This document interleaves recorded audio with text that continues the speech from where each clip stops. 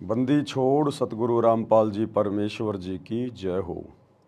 परमपिता परमात्मा सारी सृष्टि के रचनहार कुल मालिक असंख्य ब्रह्मांडों के स्वामी जगत गुरु तीनों लोकों में प्रवेश करके सबका भरण पोषण करने वाले राजाधिराज आत्माधार नाथों के नाथ देवों के देव महादेव सर्वेश्वर महेश्वर मृत्युंजय अजरो अमर आदि अनादि सनातनी प्रभु जगत पिता जगदीश्वर श्री श्री 1008 की उपाधि के वास्तविक अधिकारी अकाल मूर्त शब्द स्वरूपी राम वासुदेव सर्वगतम ब्रह्म परम पूज्य प्रथम पूज्य परम संत परम पुरुष परम धनी परम दयालु सत्य कबीर हक्का कबीर अल्लाहु अकबर बाखबर अल्लाह ताला जगत के तारणहार जगत के मुक्तिदाता जगत के जगन्नाथ हारे के सहारे हिंदुओं के राम मुसलमानों के अल्लाह सिखों के वाहिगुरु ईसाइयों के मसीह दया के सागर दयानिधि करुणा के सागर करुणानिधि स्वयंभू परिभू संकट मोचन कष्ट हरण मंगल करण दुख भंजन अविगत कबीर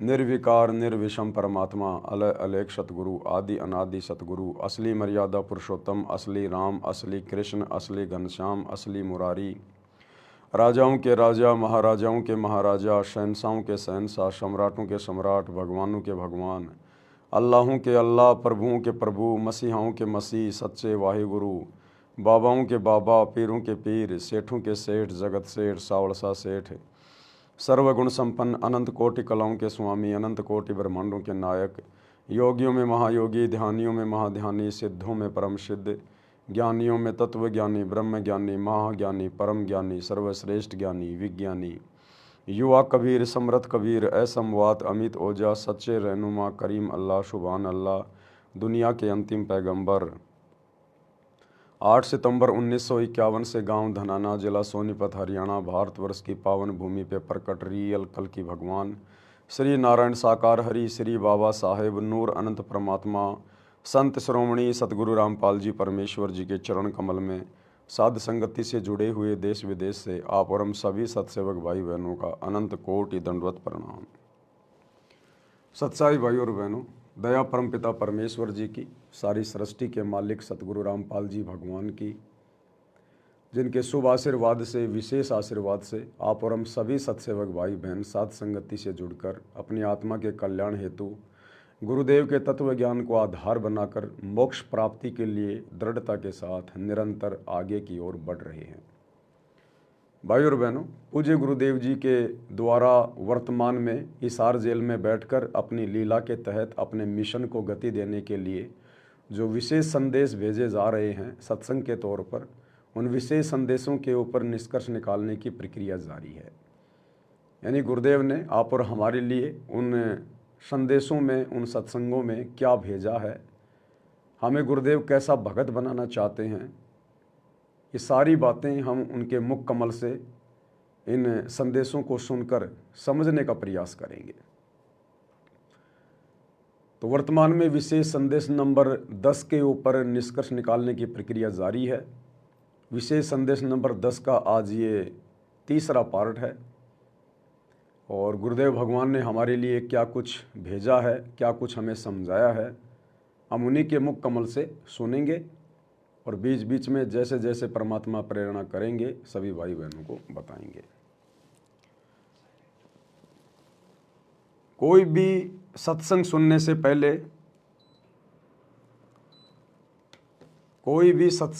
से पहले, हमने अपने गुरुदेव भगवान को दंडवत प्रणाम करना चाहिए। सत्संग नया या पुराना कोई नहीं होता है, परमात्मा का ज्ञान वही है। चारों युगों में परमात्मा हमें यही ज्ञान देते आए हैं। तो सत्संग चाहे गुरुदेव का सन 1994 का हो, चाहे 2014 का हो, चाहे वर्तमान 2025 का हो, सत्संग सब एक ही होते हैं। समर्थ के वचन कभी भी नए या पुराने नहीं होते हैं। तो जब भी हम गुरुदेव का सत्संग सुनना प्रारंभ करें, शुरू करें, आप यदि सामान्य स्थिति में हैं, अपने घर पर हैं, यदि उन्हें दंडवत प्रणाम कर सकते हैं तो ज़मीन पर लेटकर दंडवत प्रणाम करें, परमात्मा से सद्बुद्धि की भीख मांगें।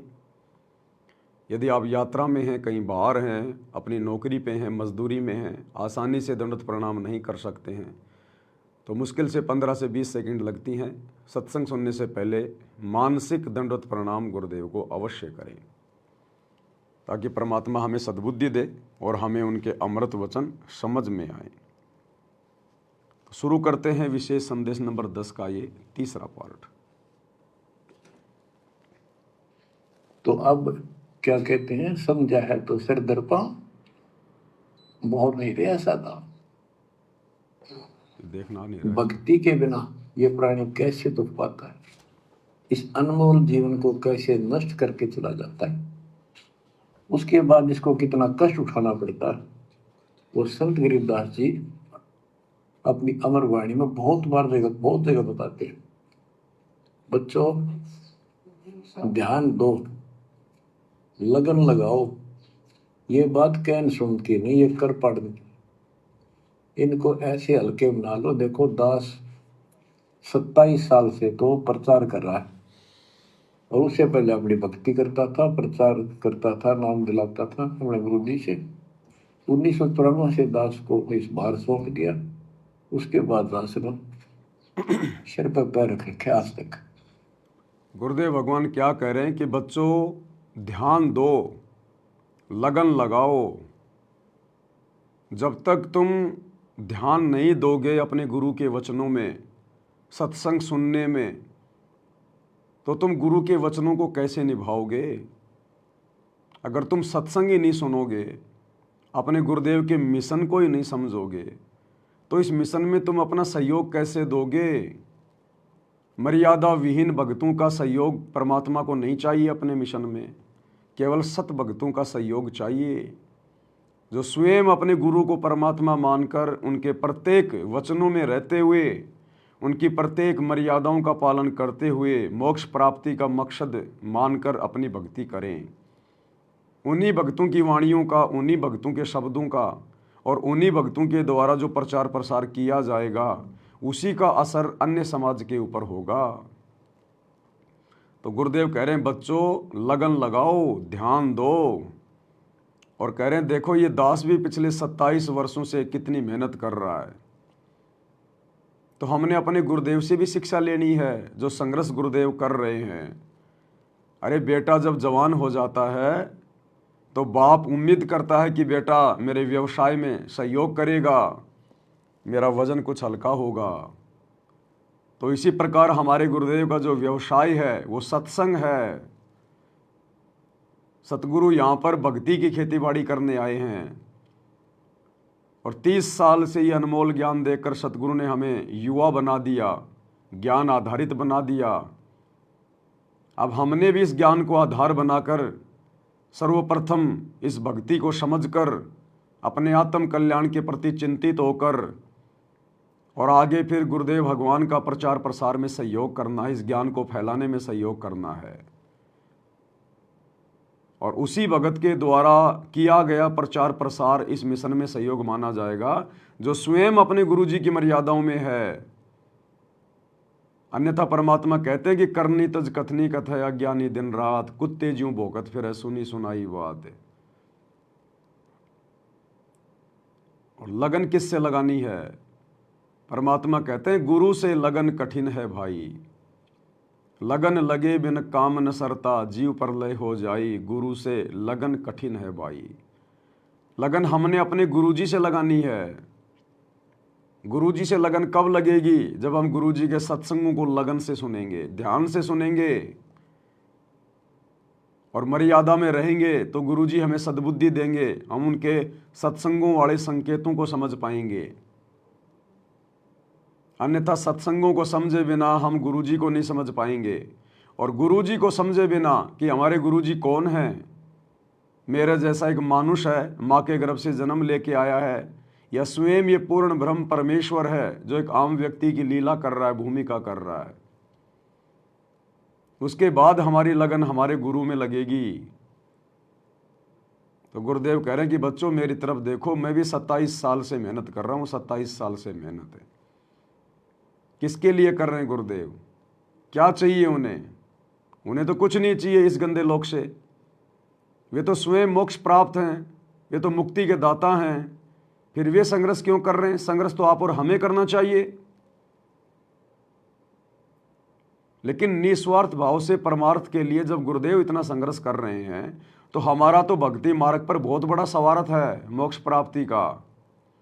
हमने तो इस लालच में बहुत ज़्यादा मेहनत करनी चाहिए। और अब इतना ज्ञान लेने के बाद समाज से उल्टा हटके अपने गुरुदेव के चरणों में दृढ़ हो जाना चाहिए। हमें सामाजिक परंपराओं से दूर हट जाना चाहिए। इन व्यर्थ के रीति रिवाजों से, त्योहारों से, शादी विवाह से हमने बिल्कुल कोसों दूर हो जाना चाहिए। चाहे रिश्तेदार प्रसन्न रहो, चाहे रिश्तेदार नाराज रहो। अब हमारा कार्य उन रिश्तेदारों से नहीं बनेगा, अब हमारा कार्य हमारे गुरुदेव से बनेगा, मर्यादा में रहकर भक्ति करने से बनेगा। तमेव माता च पिता तमेव, तमेव बंधु च सखा तमेव, तमेव विद्या च द्रविणम तमेव, तमेव सर्वे मम देव देव। सब कुछ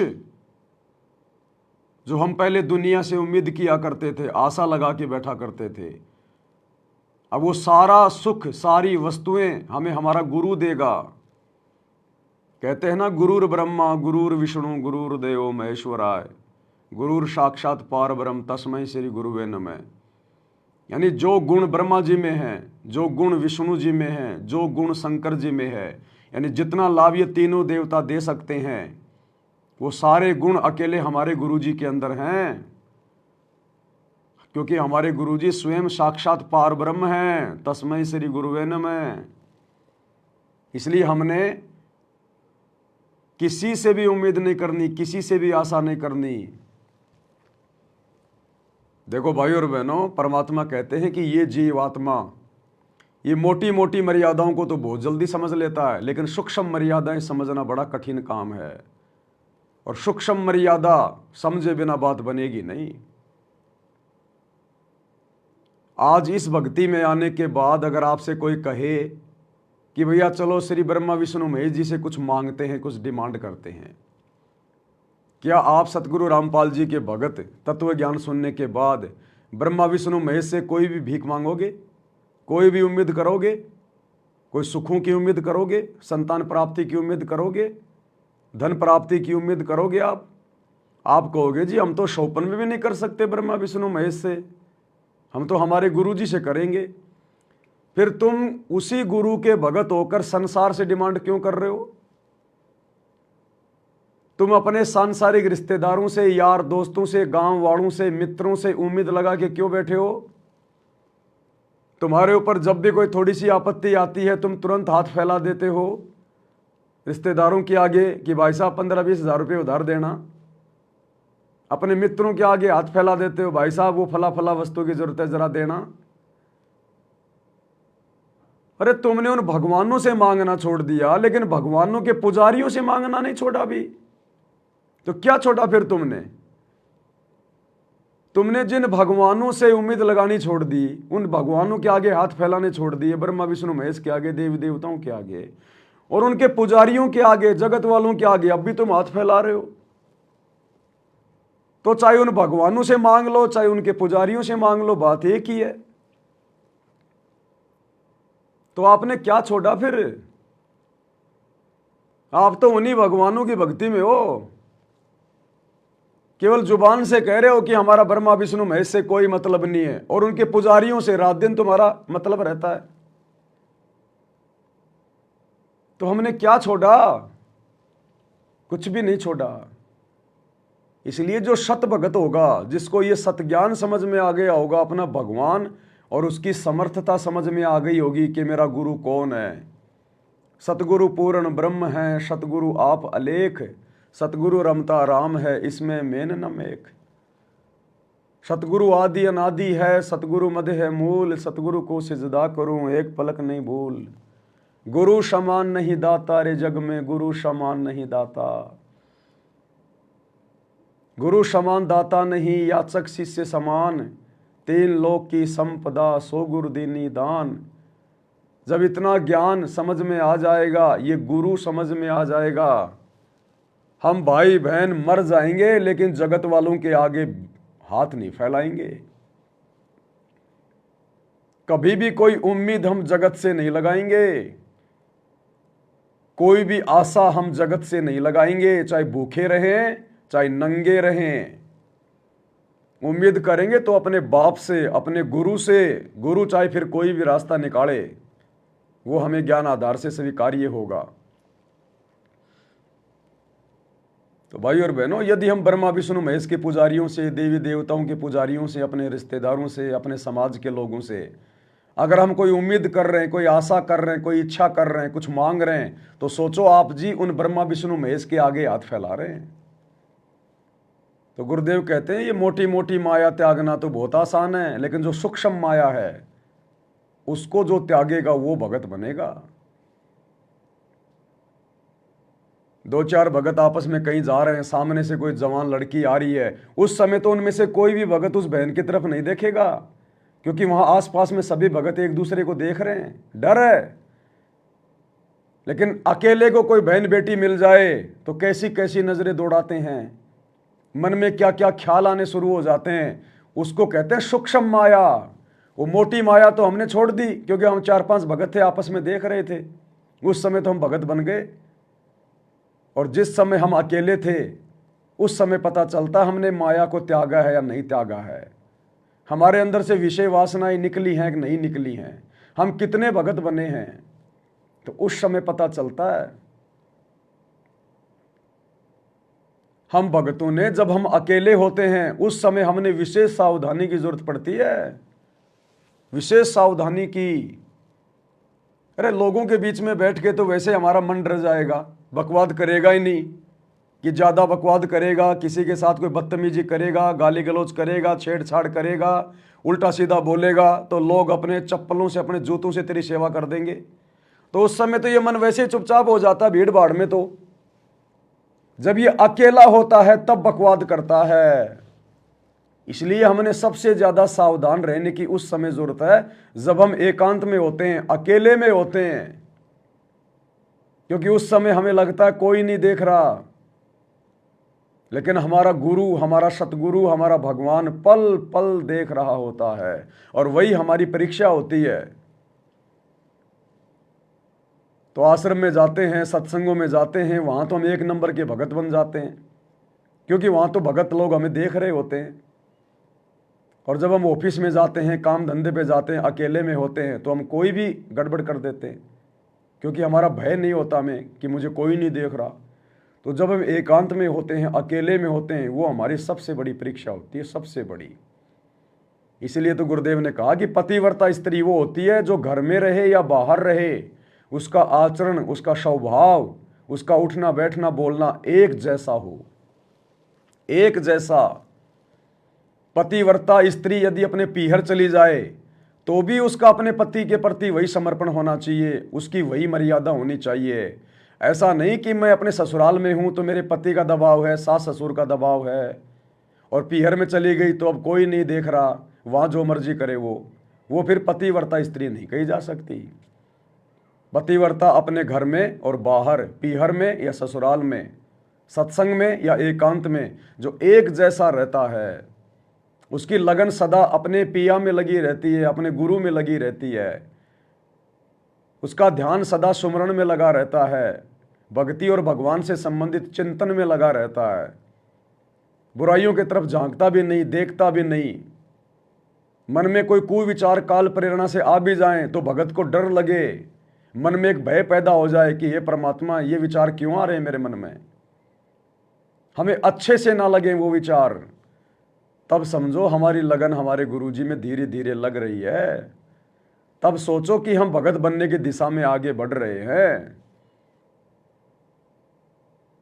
क्योंकि काल हमें सूक्ष्म मार से मारेगा, सूक्ष्म मार। ये आमने सामने की लड़ाई नहीं लड़ता ये काल। ये कलयुग की पिछली पीढ़ी में बहुत ज्यादा चालाक हो गया, चतुर हो गया। अब ये आमने सामने की लड़ाई नहीं लड़ेगा, अब ये सूक्ष्म लड़ाई लड़ेगा, सूक्ष्म तरीके से हमारे को फंसाने का प्रयास करेगा। और काल के सूक्ष्म चाल को वही समझ सकता है जिसके ऊपर गुरुदेव भगवान के सूक्ष्म ज्ञान को समझने की दया दृष्टि हो गई। और ये सूक्ष्म ज्ञान की दया दृष्टि परमात्मा उसी पे बख्शेंगे जो तीनों समय की आरती को गुरु को परमात्मा मानकर और अपने हाथ में भक्ति बोध पुस्तक लेकर उसका पाठ करेगा। और फिर जब वो पेज नंबर 30 को पढ़ेगा या 31 को पढ़ेगा। अथ सर्व लक्षणा ग्रंथ, गरीब उत्तम कुल करतार दो, द्वादश भूषण संग, रूप द्रव्य दो, दया करो ज्ञान भजन सत्संग, शील संतोष विवेक दो, दया अक्षमायिक तार, भाव भक्ति वैराग्य दो, नाम निरालम सार, योग युक्ति स्वास्थ्य जगदीश दो, सूक्ष्म ध्यान दयाल, सूक्ष्म ध्यान दयाल। तब परमात्मा हमारे को सूक्ष्म ज्ञान और सूक्ष्म ध्यान देंगे, तब हम इस काल की सूक्ष्म चाल को समझने में सक्षम होंगे। मोबाइल में मेमोरी कार्ड डाल लिया, आरतियां भर ली, खा रहे हैं पी रहे हैं, लैट्रीन जा रहे हैं, बच्चों को स्कूल छोड़ने जा रहे हैं, खुद ऑफिस में जा रहा है आ रहा है, घर का काम धंधा कर रहे हैं, आरती भी लगा के छोड़ दी, कब आरती हो गई पता नहीं। इस प्रकार से भगवान नहीं देगा ये सूक्ष्म ज्ञान सूक्ष्म ध्यान, और ना परमात्मा विशेष परिस्थितियों में फिर हमारी रक्षा करेगा। एक समय एक भगत जी घर के हौद से पानी भर रहा था,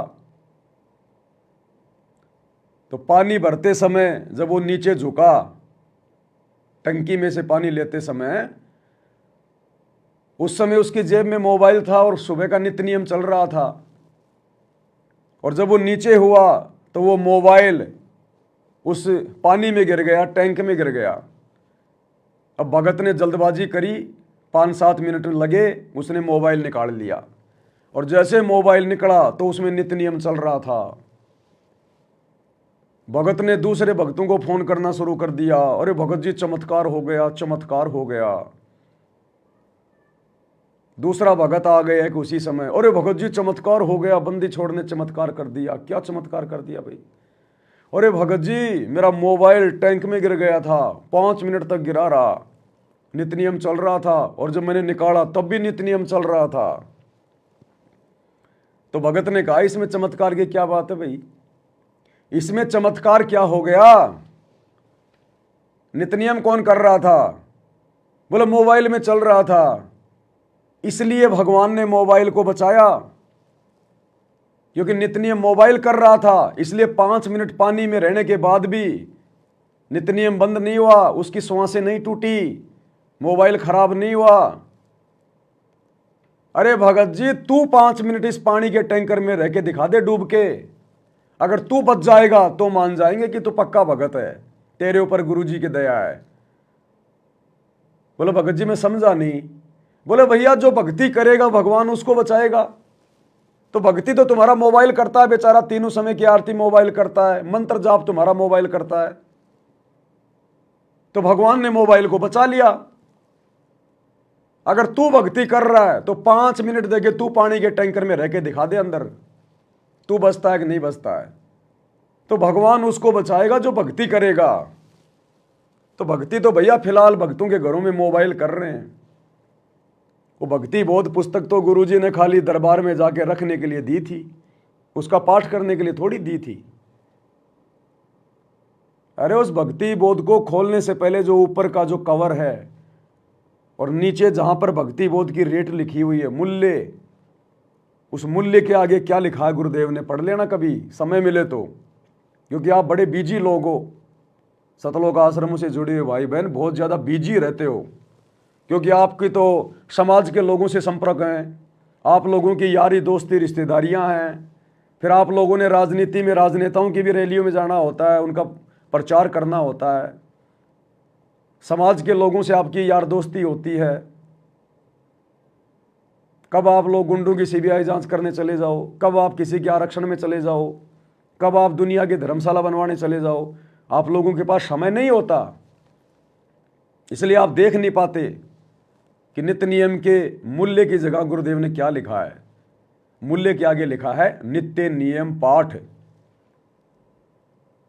यानी नाम दीक्षा के बाद गुरुदेव ने हमें जो नित्य नियम की पुस्तिका दी वो किस लिए दी, उसके मूल्य की जगह लिखा है नित्य नियम पाठ, कि बच्चों ये पुस्तक मैं तुम्हें फ्री दे रहा हूं, इसका कोई चार्ज नहीं ले रहा। यदि तुम मेरे से उपदेश लेने के बाद प्रतिदिन इस पुस्तक को हाथ में लेके तीनों समय की आरतियों का पाठ करते रहोगे तो समझो आप अपने गुरुदेव के द्वारा दी गई मुफ्त में इस पुस्तक का मूल्य चुका रहे हो। जिस दिन आप इस पुस्तक को हाथ में लेकर विधि से पाठ नहीं करोगे, समझो उस दिन तुम अपने गुरु के द्वारा दी गई इस पुस्तक का मूल्य अदा नहीं कर रहे। तुम अपने साथ भी धोखा कर रहे हो और अपने गुरु के साथ भी धोखा कर रहे हो। अरे ठीक है, जो भगत भाई बहन बूढ़े हैं, अनपढ़ हैं, अंधे हैं, बीमार हैं, अरे उनके लिए गुरुदेव ने ये मोबाइल में आरती डाली है, क्योंकि वो भक्ति बोध नहीं पढ़ सकते, उनको पढ़ना लिखना नहीं आता, उनकी आंखें सही नहीं है, दिखाई नहीं देता, वो बेचारा बीमार है। ये विशेष परिस्थितियों में उन भगत भाई बहनों के लिए हैं। और जो बिल्कुल पहलवान की तरह है, कौवे की तरह जिसकी आंखें हैं, वो भी मोबाइल से आरती कर रहा है, तो ये कब तक चलेगा? फिर ये भक्ति बोध क्यों दी गुरुजी ने? क्यों पैसे बर्बाद किए परमात्मा ने? क्यों हमारा गुरु, जिन्होंने तीनों समय की आरती का वीडियो बनाया है विशेष परिस्थितियों के लिए, विशेष भक्तों के लिए,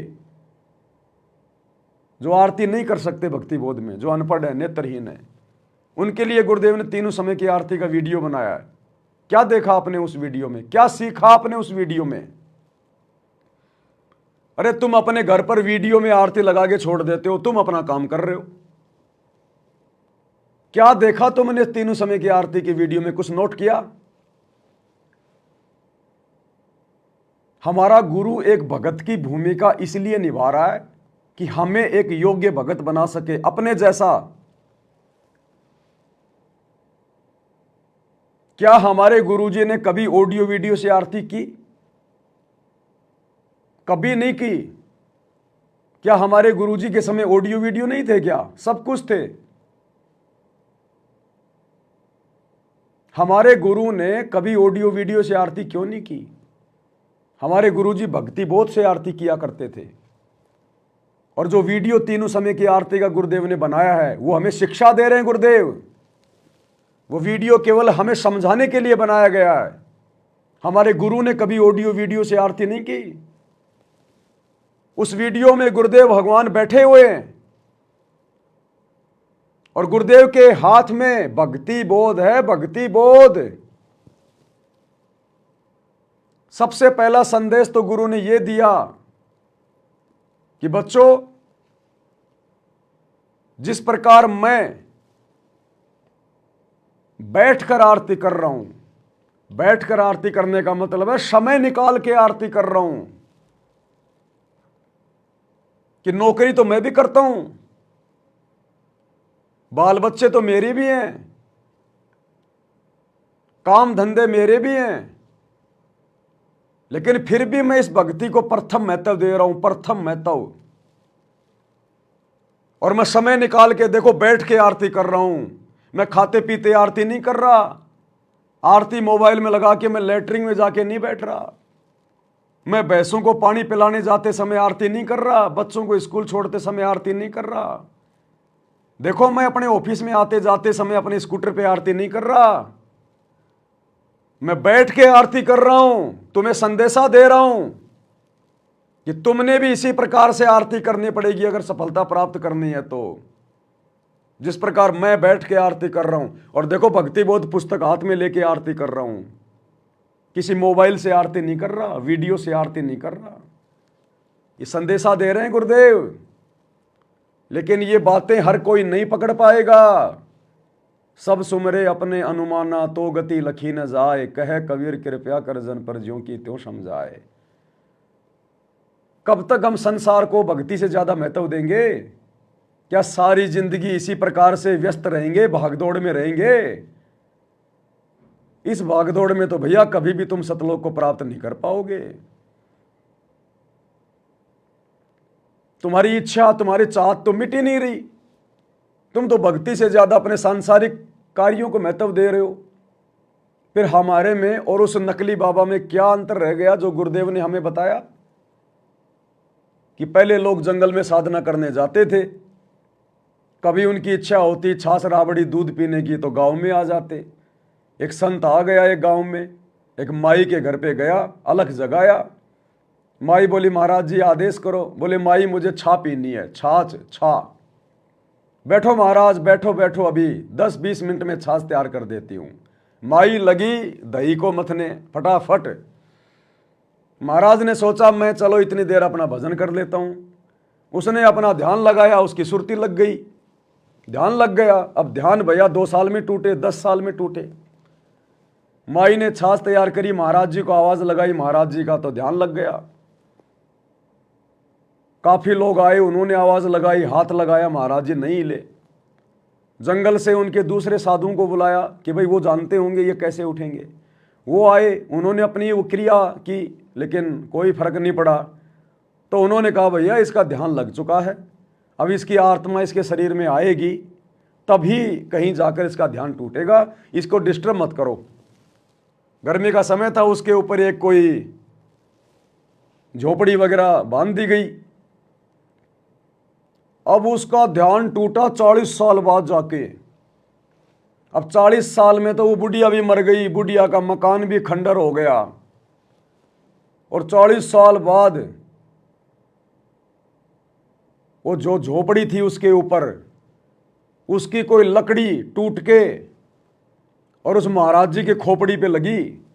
खोपड़ी पे लगी तब उसका ध्यान वापस आया, सुरती आई उसकी वापस। और आंख खोलते बोला ला माई छा, आंख खोलते बोला ला माई छाछ। अब गुरुजी कहते तेरी बुआ बैठी है वहां पे जो तेरे को छाछ पिलाएगी। अब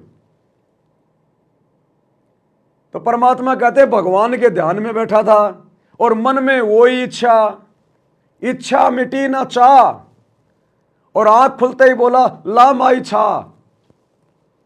तो इसी प्रकार हम गुरुजी की भक्ति भी कर रहे हैं, दुनिया भर में उनका प्रचार भी कर रहे हैं कि हमारे गुरुजी के समान कोई परमात्मा नहीं, कोई सतगुरु नहीं, कोई ज्ञान नहीं, इस भक्ति से मोक्ष मिलेगा।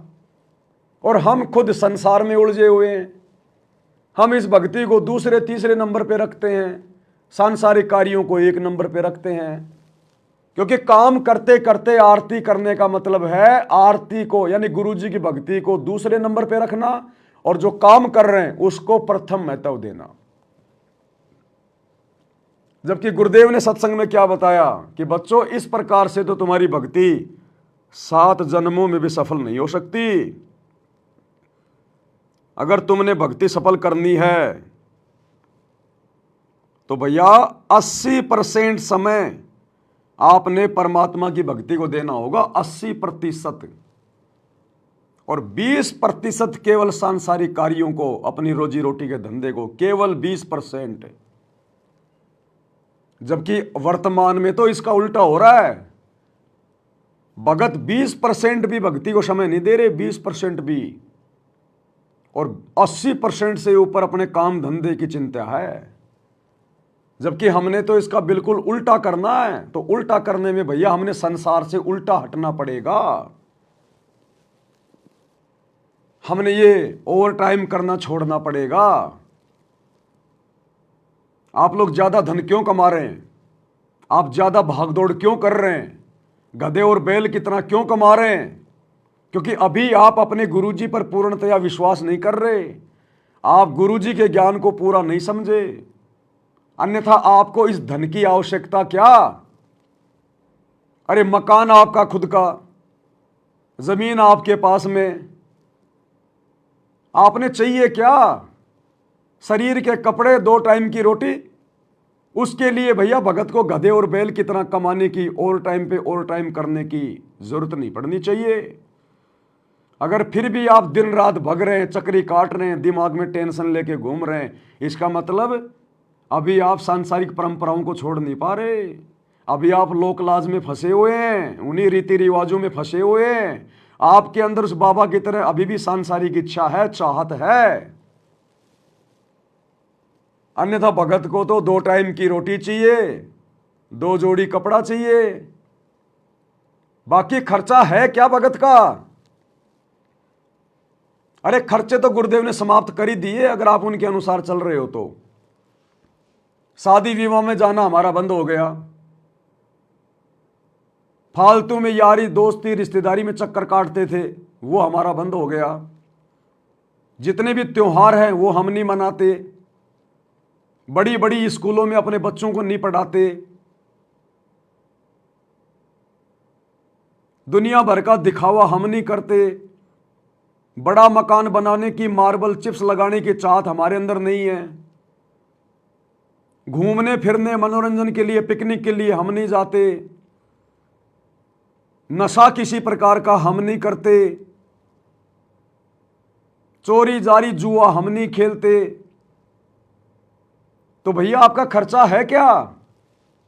केवल रोटी का, शरीर के कपड़े का, और अगर कोई किराए के मकान में रहता है तो मकान का किराया। इससे ज्यादा खर्चा आपका है क्या, बता दीजिएगा। फिर भी आपकी गाड़ी का टायर रुक ही नहीं रहा, 24 घंटे भाग रहे हो। इसका मतलब अभी आप गुरुजी के अनुसार नहीं चल रहे, अभी आप सांसारिकता में रमे हुए हैं, अभी आप लोकलाज में हैं। तभी तो आपकी इच्छाएं समाप्त नहीं हो रही, आपकी चाहत समाप्त नहीं हो रही, आपके खर्चे रुकने का नाम नहीं ले रहे। तो भक्ति कैसे बनेगी?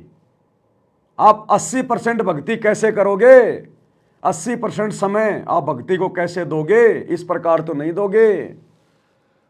और अगर इस प्रकार से हमने नहीं किया जो फॉर्मूला गुरुदेव ने बताया कि 80% समय परमात्मा को यानी भक्ति को और 20% समय केवल रोजी रोटी को, तब जाके हमारी बात बनेगी।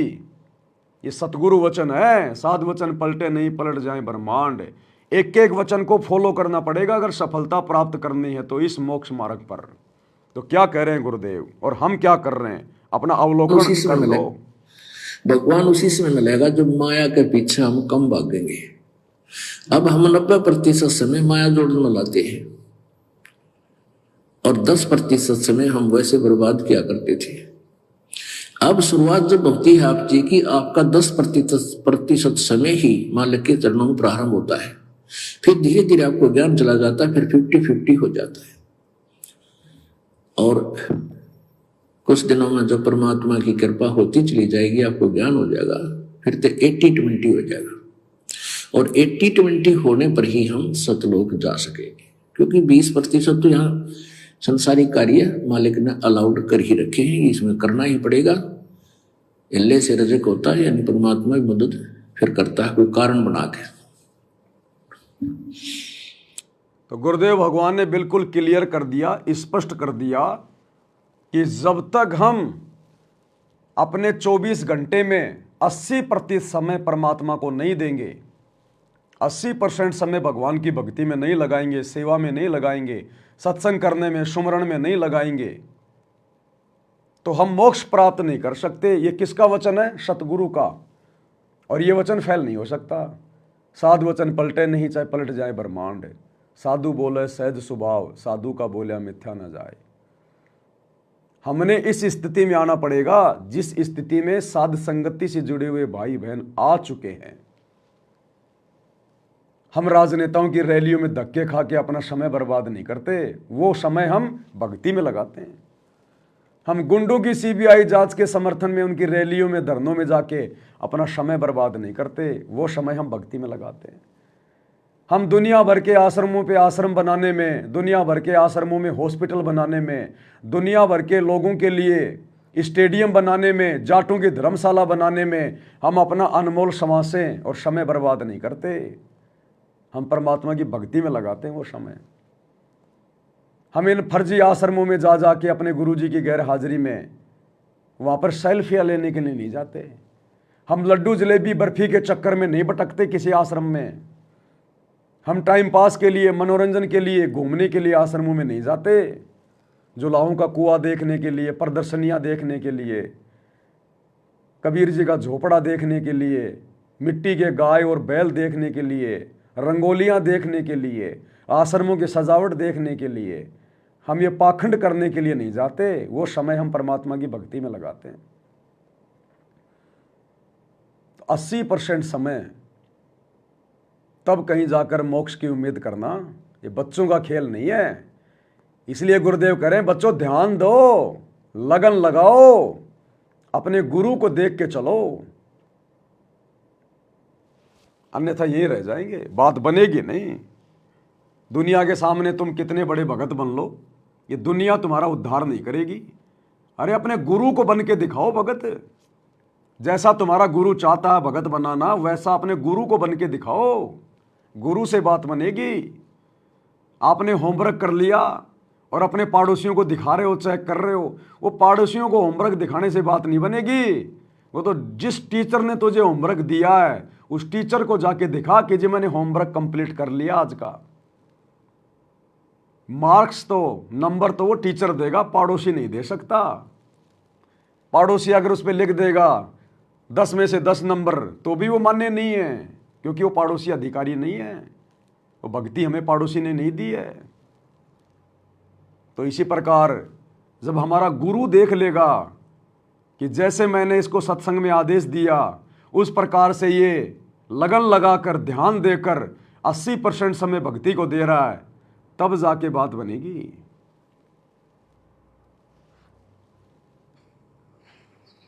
तो यह बात दास के खटकी जो गरीबदास की वाणी बता रखी है। साहिब से चितला ले रे मन गर्भ घुमानी, ए मन अहंकारी तू परमात्मा में ध्यान लगा, परमात्मा की याद कर। कहते ना बिकमल में नीर जमाया, तेरा दिन ना महल बनाए, नीचे जठरा अग्नि जरा थी ओ दिन याद कराए। नैन नाक मुख द्वारा दे नख सिख साज बनाया, नख नाखून से लेकर शिखर तक, चोटी तक का आपका सारा नैन नाक मुख ये सब दे ही सुंदर, नाखूनों से लेकर शिखा चोटी तक का आपकी सारी व्यवस्था कितनी प्यारी कर रखी। 9-10 मास गर्भ में रखा, वहां तेरी करी सहाय, दांत नहीं जब दूध दिया था अमी महारस खाए, नीचे शीश चरण ऊपर को ओहो ओ दिन याद कराए। नीचे जठरा अग्नि जरा थी तेरे लगी न ताती पाए, बाहर आया भरम बुलाया बाजे तूर सुनाए, तू ही तय छोड़ दिया चला अदम किस राय। के माँ के पेट में तुझे सब जानकारी थी और डर था और सब यादाश्त थी कि मनुष्य जीवन बार बार नहीं मिलता, और पूरे संत से दीक्षा लेकर अपना कल्याण कराऊंगा, कोई किसी का नहीं। बाहर जाकर भूल पड़ जाती है, कहीं याद रखूंगा, पूरा संत खोज करूंगा, पूरे गुरु से नाम लूंगा, बुराई नहीं करूंगा, काम करूंगा, लेकिन भगवान का ध्यान ज्यादा करूंगा। और अब क्या कर दिया, माँ के गर्भ में तो रो रहे थे, चिल्ला रहे थे, भगवान से माफी मांग रहे थे, एग्रीमेंट कर रहे थे इसी परमात्मा से, सतगुरु रामपाल जी भगवान से। यही है वो परमात्मा जो माँ के गर्भ में हमारे पास जाता हमारी पुकार सुनकर, और हम फिर उनके साथ में एग्रीमेंट करते हैं कि ये परमात्मा मुझे एक बार इस नरक कुंड से बाहर निकाल दो, मैं बहुत पीड़ा भोग रहा हूँ। क्योंकि 9 महीने ऊपर को पैर नीचे को सिर, अगर हमें 10 मिनट के लिए वर्तमान में कोई बोरी में पैक करके और किसी पेड़ से बांध दे, ऊपर को पैर करके नीचे को सिर करके, और ऊपर से मारे लठ, उस बोरी में हमें यह भी नहीं पता कौन मार रहा है, कहाँ से मार रहा है, कहाँ लग रही है। तो बच्चा जब माँ के गर्भ में रहता है 9 महीने ऊपर को पैर नीचे को सिर घूमता रहता है, और माँ जैसा भी भोजन खाती है उस बच्चे को मच्छर की तरह जैसे बिच्छू डंक मारता है, ऐसे वो खुजली मिटाने के लिए वो बच्चा घूमता है, वो तड़पता है। अन्यथा गुरुदेव ने बताया उस बच्चे के कोई बैरिंग नहीं लग रहे, जो अपनी मर्जी से घूम रहा है, उसको पीड़ा हो रही है। तो सेम वही स्थिति, हमें कोई बोरी में पैक करके नीचे मुंह करके ऊपर पैर करके पेड़ से बांध दे, और हमें कुछ दिखाई नहीं दे रहा, और 2-4 आदमी खड़े होकर हमारे को मार रहे हैं लठों से, कोई कहीं मार रहा है, चाहे मुंह पे लगो, चाहे नाक पे लगो, चाहे पैर पे लगो। ये हालत होती है माँ के गर्भ में। इससे भी भयंकर पीड़ा, इससे भी भयंकर चोटें, तब हम वहां भगवान को याद करते हैं। तब आता वहाँ परमात्मा सतगुरु रामपाल जी भगवान। और फिर हम उनसे एक ही प्रार्थना करते हैं कि भगवान बस मालिक देख लिया सब कुछ, केवल आपकी भक्ति करूंगा और कुछ नहीं करूंगा गुरु जी। ये परमात्मा रोजी रोटी भी आप ही दोगे, वो काम धंधा भी आप ही चलाओगे। ये परमात्मा फालतू की कोई बकवाद नहीं करूंगा, कुछ भी अपना 1% समय भी फालतू में बर्बाद नहीं करूंगा। चलो माँ के गर्भ से बाहर आ गए, हमें ध्यान नहीं रहा तीनों गुणों के प्रभाव के कारण। अब सतगुरु ने आके कम से कम हमें तो वही बातें वापस बता दी। अरे दुनिया वालों को तो नहीं पता माँ के गर्भ का क्या कष्ट होता है, क्या एग्रीमेंट होता है, बाहर जाके क्या करना होता है। अरे कम से कम हम जितने भी सतगुरु रामपाल जी के भगत हैं, हमें तो आज गुरु जी ने फिर से आके याद दिला दिया कि तुमने क्या एग्रीमेंट किया था, क्या कहा था तू कि केवल तेरी भक्ति करूंगा, बकवाद नहीं करूंगा। और अब क्या कर रहे हैं हम? भक्ति को तो साइड में रख दिया और राजनेताओं की रैलियों में धक्के खा रहे हैं।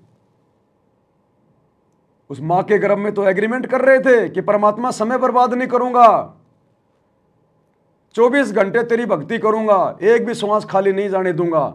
और अब नरेंद्र मोदी की रैली में जाके सोनीपत के गोहाना में, मध्य प्रदेश के भोपाल में बसों में भर भर के जा रहे हो भगत, और वहां जाकर क्या सुन रहे हो? अपनी श्वासें बर्बाद कर रहे हो। वो सृष्टि रचना सुनाएगा तुम्हें नरेंद्र मोदी वहां। अरे वो तुम्हें धर्मदास की कथा सुनाएगा क्या नरेंद्र मोदी? वो तो निंदा चुगली करेगा, झूठ बोलेगा। कांग्रेस ने ये कर दिया, राहुल गांधी ने ये कर दिया, फलाने ने ये कर दिया, मैं ये कर दूंगा। झूठ के पुल बांधेगा, झूठे आश्वासन देगा। वो झूठ सुनने गए तुम?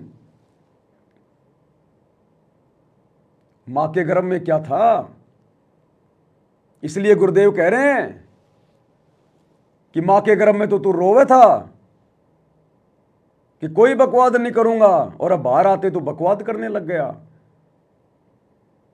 और वो भी भगत होकर, सारा ज्ञान लेकर। गुंडों की सीबीआई जांच में जाके बैठ रहा है। मां के गर्भ में तो रो रहा था, चिल्ला रहा था, और यहां अब मजे से गैंगस्टरों का समर्थन कर रहा है, गुंडों का समर्थन कर रहा है, उनके रैलियों में जाके बैठ रहा है, 5-5 लाख रुपए दे रहा चंदे में उनको। अब की बार सुअर के गर्भ में पटकेगा परमात्मा, सुअर के गर्भ में। और फिर तू रोते रहना, चिल्लाते रहना। फिर सुअर के गर्भ में नहीं आता ये परमात्मा, ये केवल स्त्री के गर्भ में आता है प्रार्थना सुनने के लिए। ऐसे बकवादी भक्तों को फिर ये परमात्मा जो गधी के गर्भ में डालेगा, सूरी के गर्भ में डालेगा, कुतिया के गर्भ में डालेगा। और वहां तू रोना, फिर चिल्लाना, वहां फिर ये कुछ नहीं सुनेगा। फिर उस हाथी के जैसी बनेगी, जैसे कुंजर शीस हलंत है, अगला जन्म सूजंत, और इब कह हेले नर करे तो सेऊ पूरे संत। गुरुदेव कहते हैं एकमात्र हाथी 84 लाख योनियों में ऐसा जीव है जिसको अपना अगला जन्म दिखाई दे जाता है। और कई बार हाथी अकेला होता है, यूं सिर को धुनता रहता है, यूं वो शोक में नहीं धुनता। उस समय उसको अपना अगला जन्म दिखाई दे रहा है कि तू सूअर बनेगा, या तू भेड़िया बनेगा, या तू कुत्ता बनेगा, और कैसे कैसे तेरी दुर्गति होगी। फिर वो याद करता अपने उन पिछले दिनों को, जो असंख्य जन्म उसने बर्बाद कर दिए, जो उसको स्त्री या पुरुष के मिले थे।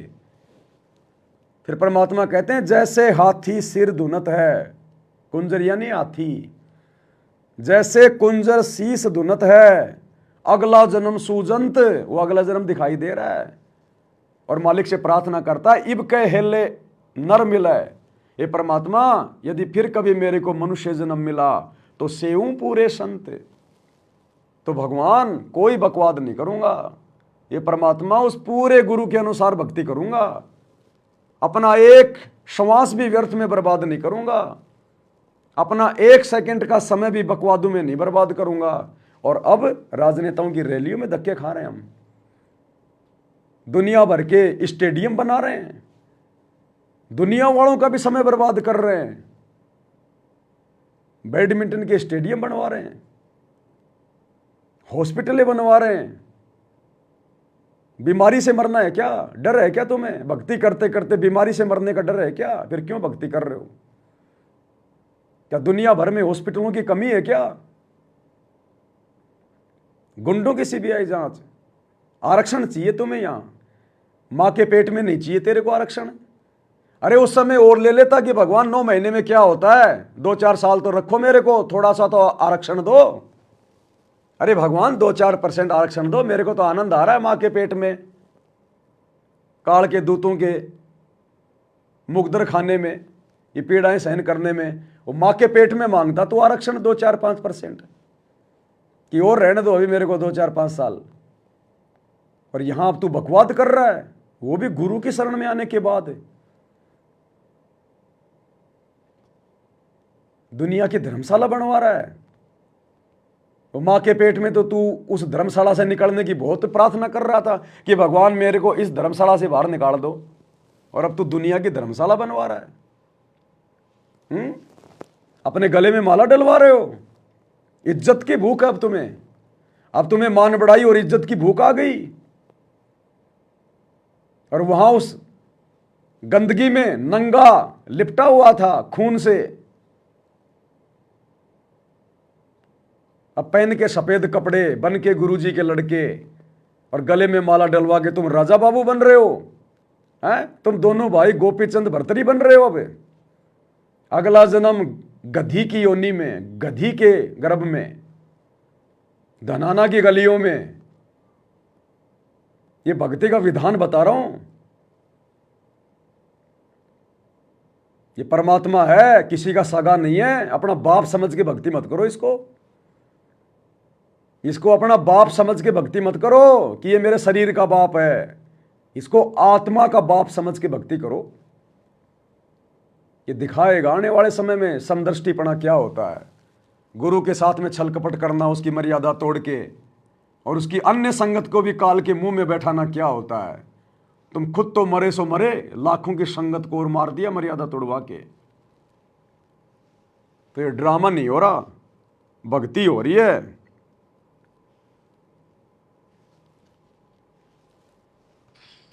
अब कहते हैं तू ही तो छोड़ दिया चला अधम किस राह। अब तूने भगवान की जो याद थी वह छोड़ दी है। भगवान हे परमात्मा, दुख मत याद करे था माँ के पेट में, अब तू भूल गया। हे अधम, हे निकम्मी आत्मा, कौन से रास्ते चल पड़ा। दाई आई घुट्टी प्याई, माता गोद खिलाए, जो दिन आज सो काल नहीं रे, आगे है दरबार। कि जैसे आज है, मृत्यु के बाद फिर उसके धर्मराज के दरबार में जाएगा, वहां तेरी फिर दुर्गति हो। 12 वर्ष खेलते बीते, फिर लीना ब्याह कराए, तरुणी नारी से गरबाई तो सल्ला मोड़ गवाई। यानी पहले 12 वर्ष की आयु में शादी हो जाती थी, विवाह हो जाता था। कहते तू केवल इससे काम लगा रहा, ब्याह हो गया, बच्चे हो गए, पालन पोषण में सारा जीवन खो दिया। तो भक्ति साथ साथ करनी चाहिए थी, वह ना करने से क्या दुख होगा तेरे साथ, वो बताया। कहते शादी करा ली, उसके बाद बच्चे हो गए, उनके पालन पोषण में शादी विवाह करके फिर मर गया। फिर जो दिन आज सो काल नहीं रे, आगे फिर धर्मराय। फिर वहां जाके फिर मुंह लटका के खड़ा होता है, भगवान गलती उनकी, अब के फिर पुरुष जीवन देना भगवान, आपके गलती नहीं करूंगा। तो परमात्मा दिखाता है निकम्मे, ऐसी ऐसी गलती तेना 1000 लाखों बार कर ली। ये देख, पिछले सारे जन्म दिखाए जाते इसको। फिर रोता है, हे भगवान गलती बन गई। परमात्मा कहते हैं कि अच्छे दिन पीछे गए गुरु से क्या ना हेत, अब पछतावा क्या करे चिड़िया चौकी खेत। इन आश्रमों से जुड़ी हुई संगत के ये अच्छे दिन धीरे धीरे पीछे जा रहे हैं। ये परीक्षा चल रही है 2014 बरवाला कांड के बाद। ये अच्छे दिन थे, हमारे हिस्से की जेल, हमारे हिस्से का दर्द दुख परेशानियां गुरु ने अपने ऊपर लेकर और हमारे हिस्से की जेल काटी है। हमें गुरुदेव ने भक्ति के लिए समय दिया, कि बच्चों तुम भक्ति करो, तुम्हारे पास समय नहीं है। अपने ऊपर ले लिए गुरु ने सारे दुख दर्द। ये अच्छे दिन थे हमारे, और इन अच्छे दिनों को हमने राजनीति कर करके, बकवादे कर करके, आश्रमों पे आश्रम बनवा बनवा के, अपने बाप दादाओं की वहां पे वो कब्रें बनवाओगे क्या? अरे किस लिए आश्रम चाहिए तुम्हें? घर नहीं है तुम्हारा, रोड पे सोते हो, फुटपाथ पे सोते हो, भिखारी हो तुम। तुम्हारा घर आश्रम थोड़ी है, शमशान घाट है, शमशान घाट। किस लिए आश्रम खोल रहे हो? तुम्हारे बाप से तुमने आदेश सुना? जो तुम भर भर के झोली ज्योति पाठ और दान की उनको पात्रों के हाथों में दे रहे हो आश्रमों पे आश्रम खुलवाने के लिए, बकवाद करने के लिए, धन का दुरुपयोग करवाने के लिए। सुना तुमने कभी तुम्हारे बाप से कि बच्चों मैंने आश्रमों पे आश्रम खोलने? क्या खोले कभी तुम्हारे बाप ने अपनी जिंदगी में कभी आश्रमों पे आश्रम? तुम किसकी भक्ति कर रहे हो? अपने गुरु की, या गुरु के परिवार की, या कोऑर्डिनेटरों की? गुरु को तजे भजे जो आना था, पशुओं को फोकट ज्ञाना। संगत को फोकट ज्ञान है वर्तमान में, फोकट ज्ञान है। गुरु के सत्संग सुनते नहीं, गुरु के आदेशों का तो पता नहीं। नियम मर्यादा बस केवल एक बार सुन ली जिस दिन नाम लिया था, बाकी 10 साल हो गई, कभी जिंदगी में दोबारा वो नियमों का पर्चा उठा के नहीं देखा कि नियम क्या है, मर्यादा क्या है। उसके बाद जैसा गुरुजी के परिवार ने कह दिया फाइनल, जैसा कोऑर्डिनेटर ने आदेश दे दिया फाइनल, जैसा कोई पीला पर्चा आश्रम से आ गया फाइनल। ये ड्रामेबाजी नहीं चलेगी। गुरु को तजे भजे जो आना था, पशुओं को फोकट ज्ञाना।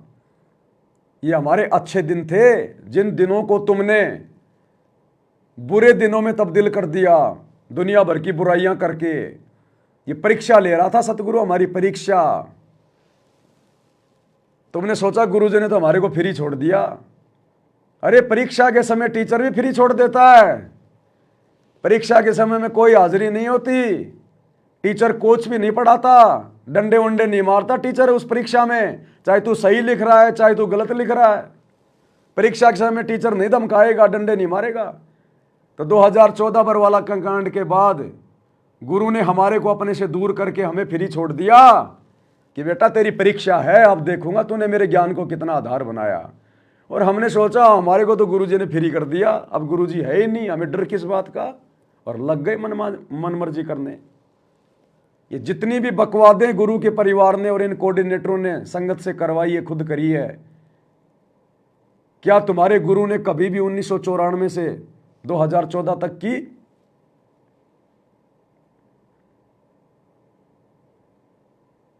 भैया कौन से रास्ते चल रहे हैं? तू ही तो छोड़ दी, अब चलिया अधम किस राह। आछे दिन पाछे गए, गुरु से किया ना हेत, अब पछताए क्या हो जब चिड़िया चुग गई खेत। तुम्हारा तो पूरा खेत साफ कर गया काल। सबकी मर्यादा खंडित है, सबकी। भक्ति के निकट भी नहीं हो तुम। ये गढ़ सत्सेवकों ने जीत लिया गुरु आशीर्वाद से, गुरु को परमात्मा मान के। और मानो भगवान उस कागज के टुकड़े को, दाढ़ी मूछ वाले कबीर को, और मानो, बढ़ाओ उसको अपना महबूब, बनाओ उसको अपना बाप, और उसकी फोटो गले में लटका के घूमते रहो। दरबार में रखो दाढ़ी मूछ वाले को। तुम्हारे को भक्ति से खाली करवा दिया, भक्ति से खाली। सद्बुद्धि सतगुरु देगा, वो दाढ़ी मूछ वाला नकली कबीर नहीं देगा। तुम्हें भक्ति सतगुरु ने दी है, दाढ़ी मूछ वाले नकली कबीर ने नहीं दी। और तुम तो दाढ़ी मूछ वाले को भगवान मान रहे हो ना, इसीलिए तो तुम्हें सद्बुद्धि नहीं। क्योंकि सद्बुद्धि तो परमात्मा धरती पे आके देगा। तो धरती पे आए हुए को हमने परमात्मा माना, अपने गुरु को, तो सद्बुद्धि मिली सत्सेवकों को।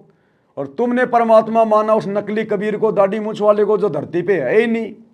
तो जो धरती पे है ही नहीं तो तुम्हें शिक्षा क्या देगा, तुम्हें ज्ञान क्या देगा, तुम्हें सद्बुद्धि कहां से आएगी?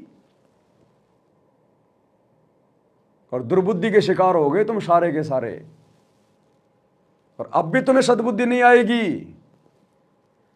ये तुम्हारे भले के वीडियो जो बनाए जा रहे हैं साथ संगति के माध्यम से, इनको सुनने के बाद भी तुम्हारी मिर्ची लगेगी। ये वीडियो भी तुम्हें अच्छे नहीं लगेंगे जो तुम्हारे हित में है।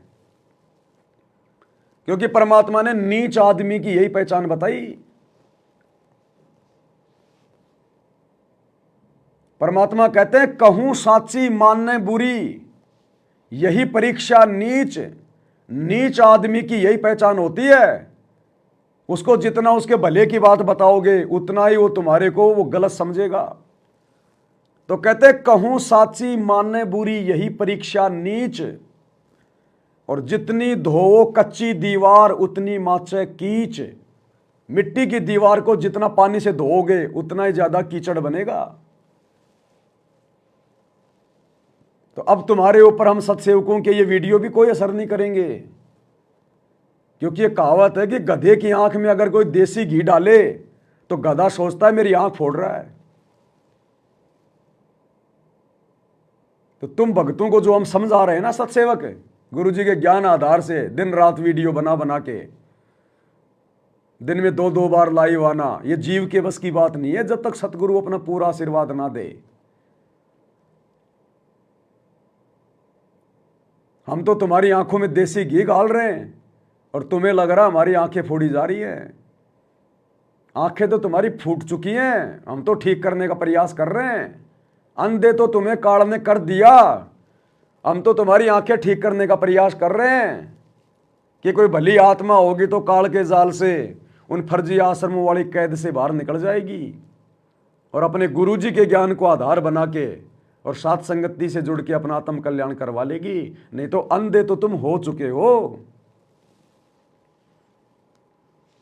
परमात्मा कहते हैं मां के गर्भ में तो तू रो रहा था, चिल्ला रहा था कि बाहर जाकर कोई बकवाद नहीं करूंगा, और अब तूने बकवादें शुरू कर दी। परमात्मा कहते हैं सांसारिक व्यक्ति जिसको ज्ञान नहीं है वो अगर गलती करता है तो उसको केवल वही सजा मिलेगी जो निर्धारित है। और यदि ज्ञान होने के बाद उस कर्म का क्या परिणाम निकलेगा ये पता होने के बाद, यानी सतगुरु की शरण में आने के बाद यदि आप वही गलती करते हो तो सांसारिक व्यक्ति से 8 गुना ज्यादा दंड के भागी बनते हैं हम परमात्मा के दरबार में। इसलिए गुरु जी ने कहा कि जान बूझ सांची तजय करे झूठ से ने, उसकी संगत तो हे प्रभु शौपन में भी ना दे। वो तो गया गुजरा इंसान है भगत होके भी। 6 महीने का बच्चा मां की गोद में पेशाब कर दे, टट्टी कर दे, मां मारती नहीं है, उल्टा प्यार करती है, उसको साफ करेगी। और 3 साल का बच्चा जिसको पता है कि लेटरिन कहां करनी चाहिए, वो यदि मां की गोद में लेटरिन कर दे सबसे पहले थप्पड़ खाएगा। तो जगत को तो पता नहीं कि राजनीति हमारे लिए कितनी नुकसानदायक है, गुंडों की सीबीआई जांच कितनी नुकसानदायक है।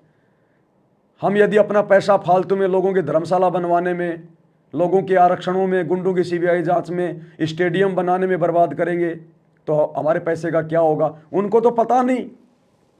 तुम्हें तो गुरु ने सब कुछ बता दिया 30 साल से कि सुपात्र कौन है, कुपात्र कौन है। गुरु बिन माला फेरते, गुरु बिन देते दान, गुरु बिन दोनों निष्फल है चाहे पूछो वेद पुराण। गुरु बिन दान पुण्य जो कर ही मिथ्या होए कबू न फली। अरे तुम्हें तो सब कुछ बता था, तुमने क्यों धोखा खाया गुरु के परिवार के चक्कर में आके, जो परिवार मर्यादाओं के आसपास भी नहीं है, इन कोऑर्डिनेटरों के चक्कर में आके जिनको 2 कोडी का ज्ञान नहीं है। तुमने क्यों ऐसी तैसी करवाई।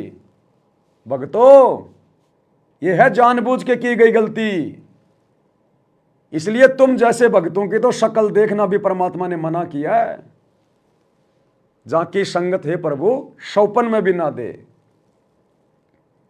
परमात्मा कहते हैं पापी प्रभात ना बेटो, मुख देखे पाप लगे जिसका, और 9 मास गर्भ में त्रास दी, धिक्कार जन्म उनकी मां का। अरे आश्रमों से जुड़े हुए भाई बहनों, गुरु जी के बेटा बेटियों, कोऑर्डिनेटरों, तुम्हारी तो माताओं को भी लानत है, लानत। क्यों तुम जैसे सपोलों को 9 महीने अपने गर्भ में रख के उन औरतों ने अपना नूर गवाया, जो सतगुरु की शरण में आने के बाद भी काल का काम कर रहे हैं, काल के पक्ष में होके गुरु की बदनामी कर रहे हैं, गुरु के मिशन को नरक में लेके जा रहे हैं। तुम्हारा एक भी कोई शुभ कर्म बता दो जो तुमने गुरु की मर्यादा में रह के किया हो या गुरु के ज्ञान के अनुसार किया हो, बरवाला कांड के बाद एक भी बता दो। तो धिक्कार है तुम्हारी माताओं को जिन्होंने तुम्हें जन्म दिया है। ये छटनी हो रही है, लाल और लालड़ी की पहचान हो रही है। नाम लेने से कोई भगत नहीं बन जाता कि सतगुरु का नाम ले लिया, गले में लॉकेट डाल लिया, हाथ में रक्षा सूत्र बांध लिया, जुबान पे सत साहिब तो भगत बन गया।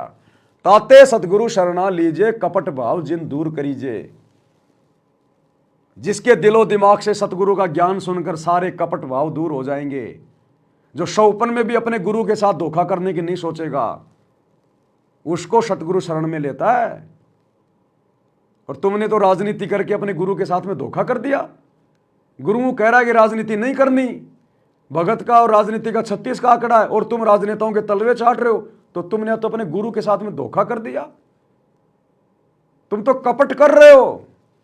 ऐसे कपटी को तो नरक में भी ठिकाना नहीं मिलता। इसलिए लानत है तुम्हारी माताओं को जिनसे तुम्हारा जन्म हुआ है। सपोले पैदा कर दिए सपोले। तुम भगत नहीं हो, तुम भगत के भेष में भेड़िए हो, भेड़िए। अरे भगत तो परमात्मा ने बताया छटनी के बाद आएंगे। गुरुदेव ने कहा बच्चों अभी भगतों के घर बहुत दूर हैं, भगत तो तुमने देखे नहीं। अभी मान लिया अपने आप को भगत, नाम ले लिया तो भगत बन गया।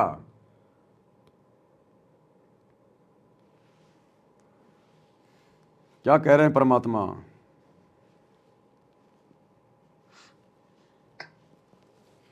क्या बताते हैं? 10 वर्ष खेलते बीते, लीना ब्याह कराए, तरुणी नारी से घरबारी चाल्या मुड़ गवाए। रातों सोवा जन्म भिगोवे, धुंधी खेत कमाए, बिना बंद की बात जात तेरा जन्म आकार सजाए। कारे काग गए घर अपने बैठे सेत बुगाए, दांत जाड़ तेरे उखड़ गए अब रसना भी तुतलाए। कहते हैं कि रात ने पूजा पढ़ के सुबह उठ दे खेत में चला गया, भक्ति बिना तेरा जीवन नष्ट हो गया और बूढ़ा हो गया, ये सफेद बाल हो गए, जुबान तेरी जीभ तुतलान लगी, दांत जाड़ उखड़ गए। जम किंकर सिरहाने बैठा खर्च कदे का खाए, रसना बीच जो मेघ मार है सैनो दाम बताए। अब अंत में जब कति नरभाग आदमी जो होता है उसकी जुबान बंद हो जाती है, और सबसे पहले जुबान बंद करते हैं यम के दूत के, कहीं ये राम ना बोल दे या बता ना देगी यम के दूत खड़े हैं। और फिर उसके गिन गिन के सांस पूरे करते हैं, क्योंकि सांसों से जीवन बना हुआ है। फिर कहते हैं ऐसे सुन बहु तेरे जगत में दरिया डका रह जाए, कुल के लोग जंगलों में लेकर फिर दिन रात को गुजर आए। अब वही लोग जिन कुल के लोग उठा के ले जाएंगे और शमशान घाट पर जाकर फूकेंगे, शरीर जहाँ से जलेगा नहीं उसका फोड़ फोड़ कर फूकेंगे उसको, छाती को। फिर पीछे तू पशुआ की जय गद्दा बैल बनाए, 4 पैर जंगल में डोले तो नहीं उधर भराए। अब बच्चों ये बातें कहने की नहीं, ये कोई सामान्य बातें नहीं, कति प्रमाणित बातें हैं, 100 की 100 सत्य होती है ऐसे। तो कितना दुख होगा मनुष्य जीवन में। हम देखो भूख लगती है खाना खा लेते हैं, प्यास लगती है पानी समय पर पी लेते हैं, कोई तकलीफ शरीर में होती है डॉक्टर से इलाज करा देते हैं। जब चाहे लड्डू गुलाब जलेबी जैसा होता है हलवा खीर बना के खा लेते हैं। एक भक्ति ना करने से कैसी दुर्गति होती है इस प्राणी से। फिर पीछे तू पशुआ की जय गद्दा बैल बनाए, 4 पैर जंगल में डोला तेरा तो नहीं पेट भरा। यानी खेत में ले जाते हैं, बैल को हल में जोता जाता है, आसपास उसका चारा होता है, भूख लग जाती है, खाने में दिल करे पर कौन खाने दे। सिर पर सिंह दिए मन बोरे, दूब से मच्छर उड़ाए, कंध जुआ जोते कुआ कुंदों का पुस्ताए। कहते हैं तेरे को एक सिर पे सींग दे दिए, एक पूछड़ लगा दी दूब, अब उससे मच्छर उड़ा से हवा कर ले। ये आजकल देखो पंखे, कूलर, एसी, क्या बात कही। लेकिन ये बच्चों का खेल नहीं है कि फिर भी तुम्हें ऐसे मिल जाएंगे। ये तो अब मेहनत, अब मजदूरी करोगे, भगवान की सेवा करोगे, सुमन करोगे, दान करोगे, मनुष्य जीवन प्राप्त हुआ तो फिर मिलेंगे। और बगैर भक्ति और गलत भक्ति करने वाले को मनुष्य जीवन भी मिलता है। हमने तो पीछा छुटवाना है, सतलोक चलेंगे। फिर भी क्या बताते हैं कि सिर पर सींग दिए मन बोरे, दूब तो मच्छर उड़ाए। एक पुच्छड़ हो गया आपके, दो उसने पंखा बना लिए और चाहे कूलर मान लिए, और कई कर्महीन पशुओं की वह पुच्छड़ भी कट जाती है, 1.5 फुट का डंडा हिलाता रहता है। कई कर्महीन पशुओं की वो पूंछ भी कट जाती है जिससे वो मक्खियां उड़ाया करता था। ऐसी दुर्गति होती है फिर 84 लाख योनियों में। किनकी? ये विशेष दुर्गतियां उन आत्माओं की होती है जो आत्माएं इस कलयुग की बिचली पीढ़ी में सतगुरु के मोक्ष वाले ऑफर को ठुकरा देती है। यानी उनकी शरण में आने के बाद भी, धर्म कर्म की जानकारी होने के बाद भी जो अपनी मनमानियां ज्यादा करते हैं, भक्ति को हल्के में लेते हैं, मर्यादाओं को तार तार कर देते हैं, और वही ड्रामेबाजियां करते हैं जो ड्रामेबाजियां वो नाम दीक्षा से पहले किया करते थे। फिर उन निकम्मी आत्माओं की अगले जन्मों में इस प्रकार की दुर्गतियां होती है पशु योनियों में। वो कुत्ते वही होते हैं जिनके सर में कीड़े पड़े होते हैं, खुजली लगी होती है, पूरे शरीर के बाल उड़ जाते हैं, टांग टूटी हुई है, कमर टूटी हुई है, रगड़ रगड़ के चल रहा है। वो कुत्ते वही होते हैं, वो गधे वही होते हैं जिनकी कमर पे घाव होता है, कौआ मांस नोच नोच के खा रहा है। जो कलयुग की बिचली पीढ़ी में अपने गुरु को हल्के में लेते हैं, गुरु को परमात्मा मान के भक्ति नहीं करते, डर के भक्ति नहीं करते और बकवादे नहीं छोड़ते। परमात्मा कहते हैं गुरु गलत यूं होत हैं नानक जेहा पंथ। गुरुदेव कह रहे कि नानक जी ने कितना अच्छा पंथ चलाया था, लेकिन आगे चलकर उनके फॉलोवर ने उस पंथ को मिट्टी में मिला दिया, दूषित कर दिया। नानक जी ने कितना अच्छा पंथ चलाया था, लेकिन उनके भक्तों ने, उनके फॉलोवर ने आगे चल के चंद स्वार्थों के लिए, दान धर्म के लालच में, पैसे के लालच में, मान बढ़ाई के लालच में उस पंथ में सभी को शामिल कर लिया, ऐरे गहरे को, गधे घोड़े को। नानक जी हर किसी को दीक्षा नहीं देते थे, पहले उसकी जांच करते थे, उसको मान मर्यादा समझाई जाती थी कि भाई अगर इन तमाम बुराइयों से दूर हटके भक्ति करे तो मेरे से उपदेश ले। मुझे चेले बनाने की, भीड़ जमा करने की भूख नहीं है, मुझे तुम्हारे दान धर्म से, दक्षिणा से कोई लालच नहीं है। अगर तू इस ज्ञान को समझकर वास्तव में अपनी आत्मा का कल्याण करवाना चाहता है तो मेरे से उपदेश ले। यहां भीड़ इकट्ठी नहीं करनी, मैंने मुगलों के साथ में कोई लड़ाई नहीं लड़नी, मैंने कोई फौज तैयार नहीं करनी, खेत में तुम्हारे को मजदूर बना के काम नहीं करवाना। तो कहते हैं नानक जिन्होंने इतना अच्छा पंथ चलाया और बाद में उनके फॉलोवर ने मिट्टी में मिला दिया उनके पंथ को। गुरु गलत यूं होत हैं नानक जेहा पंथ, कि श्री नानक जी के पंथ में जाके देख लो आज क्या हाल हो रखा उस पंथ का। वही स्थिति वर्तमान में काल सतगुरु रामपाल जी के फॉलोवर से, सतगुरु रामपाल जी के परिवार वालों से, इन कोऑर्डिनेटरों से गलतियां करवाने जा रहा है, और गलतियां ये लोग कर चुके हैं। हालांकि ये तो समर्थ है, कलयुग की बिचली पीढ़ी है, ठीक का समय, धरती पे पूर्ण परमात्मा स्वयं प्रकट हैं, इसलिए काल की दाढ़ नहीं गल पाएगी। लेकिन कोशिश काल ने पूरी की, उसकी पार नहीं बसारी, वो बात अलग है, लेकिन कोशिश उसने वही कर दी जो अन्य पंथों में गंदगी फैलाने की।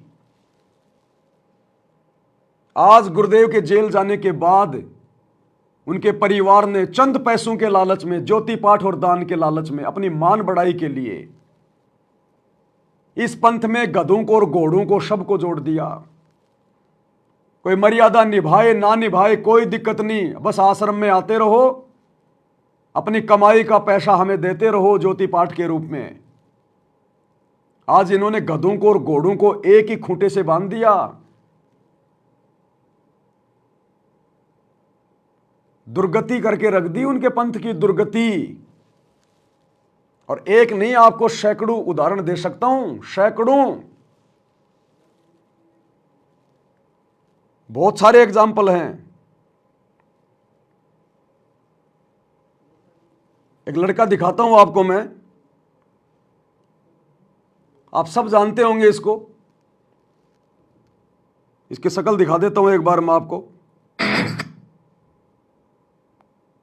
नग्गड़ आदमी, नग्गड़, इसकी शक्ल दिखा देता हूं आपको थोड़ी सी, एक बार पहचान जाएंगे आप इसको। ये नंगड़ आदमी, नंगड़, कपड़े उपड़े निकाल के बैठा हुआ है, नंगा होके, नीचे पहन रखा नहीं पहन रखा हमें नहीं पता, क्योंकि नीचे का दिखाई नहीं दे रहा कुछ। ये लड़का जिसको आप जी बॉलीवुड का एक्टर ऋषि राज मानते हो, ऋषि राज, जिसने इन सतलोक आश्रमों से दीक्षा ले रखी है, इसके गले में क्या, ध्यान से देख लो, इसके गले में क्या है, देख लो। ये गुरु गलत यूं होत हैं नानक जेहा पंथ, सतगुरु रामपाल जी का लोकेट। कई बार आपने इसको आश्रमों में भी देखा होगा। बॉलीवुड की गंदगी में पड़ा हुआ है, जिस गंदगी में ये पहले पड़ा हुआ था बॉलीवुड में, उसी गंदगी में आज भी पड़ा हुआ है। सतगुरु से उपदेश लेने के बाद भी जो भड़वागिरी का धंधा ये पहले करता था, फिल्मों में काम करना, सीरियल में काम करना, वही भड़वागिरी का धंधा ये आज भी कर रहा है। कोई इसको बोलने वाला नहीं है, आश्रम में कोई इसको शिक्षा नहीं देता, कोई नहीं समझाता इसको, क्योंकि मोटा पैसा दान धर्म का देता आश्रम में, तो गुरु के परिवार को तो पैसा ही चाहिए, भक्ति जाओ भाड़ में।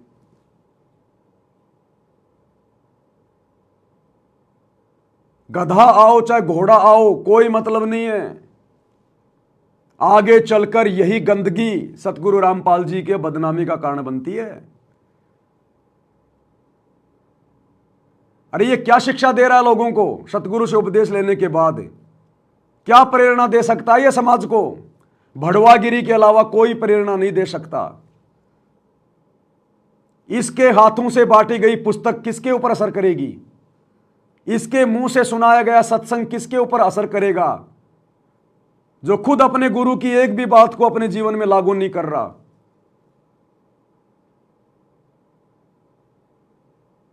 सरेआम अपना वीडियो बना के डाल रहा है।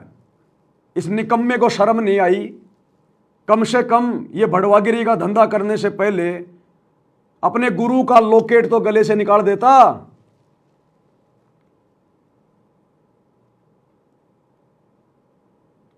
ये बुद्धि है कहां? ये बुद्धि नहीं है, ये बुद्धि नहीं है भाई और बहनों। आज भी सतलोक आश्रमों से जुड़े हुए भाई बहन 99% जो सार शब्द प्राप्त हैं, जिनको शतनाम मिल गया, जिनको सारनाम मिल गया, जिनकी 50-50 साल की 60-60 साल की उम्र हो रही है, आज भी उन्होंने संभोग करना नहीं छोड़ा, स्त्री मिलन नहीं छोड़ा। खोपड़ी में जिनके सफेद बाल आ रहे हैं, वो भी रात्रि में अपनी औरत के साथ में लिपट के सोते हैं। शर्म नहीं आती उनको? उनके बच्चे उनके बराबर की उम्र के हो रहे हैं, उनके बच्चों की शादियां हो गई, लेकिन वो खुद अभी भी संभोग क्रिया में लगे हुए हैं और कहते हैं हम सारनामी हैं, हमें सार शब्द मिल गया, सतनाम मिल गया। और उन सब के गले में लॉकेट, रात्रि को स्त्री भोग करते हैं और गले में उनके गुरुजी का लॉकेट लटका रहता है। सद्बुद्धि नहीं है उनको। ये बॉलीवुड की उसी गंदगी में पड़ा हुआ है जिस गंदगी में ये नाम दीक्षा से पहले पड़ा हुआ था। क्या छोड़ा भाई तूने? तेरे गुरु का कहां आदेश है कि तूने फिल्में बनाना है? अरे तेरा गुरु तो अपने भक्तों को आदेश देता कि हमने फिल्में नहीं देखनी, ये फिल्मी गाने नहीं सुनने, ये फालतू के शंकर महादेव पार्वती के रामायण महाभारत के नाटक सीरियल नहीं देखने। ये तो खुद फिल्मों में काम करता है, ये तो खुद महादेव बन के सीरियल बनाता है। और इनको बहुत बड़े भगत की उपाधि दी जाती है। जब ऐसे लोग आश्रम में आते हैं तो मच्छर की तरह बाकी भगत इनको देखने के लिए इकट्ठे हो जाते हैं। यह है भड़वागिरी। गुरु गलत यूं होत है नानक जेहा पंथ। जिस प्रकार नानक जी के बाद में नानक जी के पंथ में गंदगी फैला दी उनके फॉलोवर ने, उसी प्रकार सतगुरु रामपाल जी के 2014 में जेल जाने के बाद उनके परिवार ने, इन कोऑर्डिनेटरों ने गंदगी फैला दी। ये कौन से एंगल से भगत है ये? इसको इतनी भी तमीज नहीं है कि मैं जो वीडियो भेज रहा हूं संगत में मेरे भगत भाई बहन देखेंगे, उन पे क्या असर पड़ेगा, वो मेरे बारे में क्या सोचेंगे। लेकिन वो कुछ नहीं सोचेंगे क्योंकि वो खुद इनके जैसे ही हैं। इस वीडियो को देख के तो वही सोचेगा जो भड़वागिरी से बाहर है, बाकी तो सभी भड़वागिरी में है। कोई राजनेताओं की रैलियों में जा रहा है वो भड़वागिरी है, और क्या है। गुंडों की सीबीआई जांच में जा रहा है वो भड़वागिरी, आरक्षण में जाके बैठ रहा है भड़वागिरी, समाज से यारी निभा रहा है भड़वागिरी कर रहा है। तो भड़वे को भड़वे में भड़वा नजर नहीं आता। ये तो जिसकी आंखें सतगुरु ने खोल दी ज्ञान से उसको नजर आएगा। तो ये बॉलीवुड की उस गटर वाली गंदगी में काम करने वाला ये ऋषिराज नाम का लड़का हीरो, अरे हीरो तो तेरा बाप है सतगुरु रामपाल जी। असल में अगर धरती पे कोई हीरो है वर्तमान में तो सतगुरु रामपाल जी है, उनसे बड़ा कोई एक्टर नहीं। और जो फिल्म वो बना रहे हैं सन 1994 से, उससे बड़ी कोई फिल्म नहीं। जो फिल्म हजारों साल तक चलेगी। तेरे बॉलीवुड की फिल्में तो कोई 15 दिन चलती है हॉल में, कोई 20 दिन चलती हैं। अरे इसकी फिल्म, इसके सत्संग हजारों साल चलेंगे, तेरे इन्हीं सिनेमा घरों में चलेंगे, दुनिया वरना कुछ नहीं देखेगी। और इन्होंने अब भी वही हीरोपंथी नहीं छोड़ी। क्या सीखेगा इससे समाज? इसको जितने भी भगत फॉलो कर रहे हैं क्या सीखेंगे? और इसके इस वीडियो पे आप जाके देखना, जितने भी भक्तों ने जो कमेंट्स किए हैं, एक भी माई का लाल ऐसा नहीं है जो इसको समझाए अरे वाह भगत जी क्या बॉडी है भगत जी, अरे वाह भगत जी आप फिल्मों में काम करते हो भगत जी, वाह बहुत अच्छा, वेरी नाइस। ये कमेंट्स हैं भक्तों के, क्योंकि बुद्धि ऑफ है, सोच ही नहीं सकते वो। अब ये कोई महादेव बनने की तैयारी कर रहा है, ये शंकर बन के ये श्री शंकर जी का रोल करता है और छोटी मोटी कोई फिल्में भी कर लेता है। एक फिल्म में तो मैंने देखा,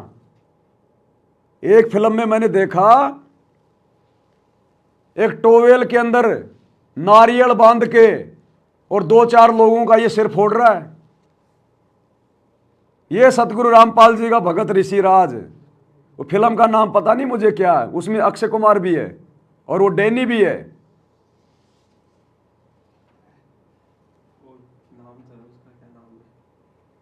पता नहीं क्या नाम है, क्या लेना देना अपने को। ऐसे बड़ुओं की फिल्मों का नाम भी लेना बेकार है। इन बड़ुओं की फिल्मों का तो नाम लेना भी बेकार है, नहीं तो कोई देखेगा बेचारा, उसका समय बर्बाद होगा। तो उसके अंदर वो टोवेल में नारियल बांध के और ये लोगों के सिर फोड़ रहा है। इनको नकली काम करने बहुत अच्छे लगते हैं। इन्होंने यही सीखा है इन आश्रमों में, मिट्टी के नकली बैल, नकली काम। इनका भगवान नकली दाढ़ी मूछ वाला, तो ये असली काम कहां से करेंगे? तो नकली एक्टिंग कर रहा है, ये नकली फिल्में बना रहा है। इसकी फिल्में क्या देंगे समाज को?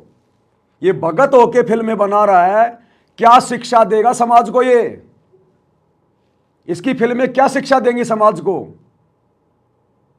गंदगी कभी किसी को पवित्र कर सकती है क्या? तो ये कोई मेकअप रूप में बैठा, मेकअप रूप में। अब कई कह देंगे भगत जी तो एक्टिंग करता है, इसका धंधा है। तो धंधा तो भैया दारू का ठेका चला रहा है, उसका भी धंधा है। तो क्या नाम लेने के बाद वो भी दारू बेचे? धंधा तो भैया किसी का मांस काटने का भी था, तो क्या नाम दीक्षा लेने के बाद में मांस काटते रहे? कौन से दिन छोड़ोगे फिर ये धंधे?